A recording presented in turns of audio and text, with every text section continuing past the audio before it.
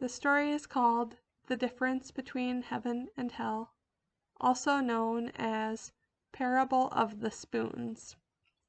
It is adapted by Elisa Pearmain from a Japanese and Chinese folk tale. Long ago, there lived a woman who had a wish. She wished more than anything to see for herself the difference between heaven and hell. The monks in the temple agreed to grant her request. They put a blindfold around her eyes and said, "First you shall see hell." When the blindfold was removed, the woman was standing at the entrance to a great dining hall. The hall was full of round tables, each piled high with the most delicious foods. There were meat, vegetables, fruits, breads, and desserts of all kinds. The smells that reached her nose were wonderful.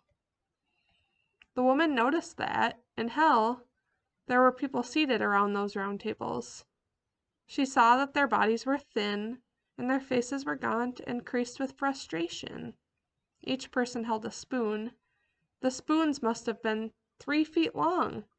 They were so long that the people in hell could not reach the food to their mouths. As the old woman watched, she heard their hungry, desperate cries. "I've seen enough," she cried, and said, "Please let me see heaven." And so again the blindfold was put around her eyes, and the woman heard, "Now you shall see heaven." When the blindfold was removed, the old woman was confused, for there she stood again, at the entrance to a great dining hall filled with round tables piled high with the same lavish feast. And again she saw that there were people sitting just out of arm's reach of the food with those 3-foot-long spoons.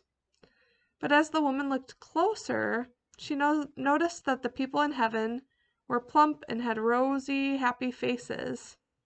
As she watched, a joyous sound of laughter filled the air.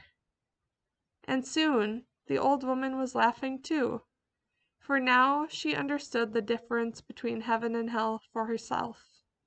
The people in heaven were using those long spoons to feed each other.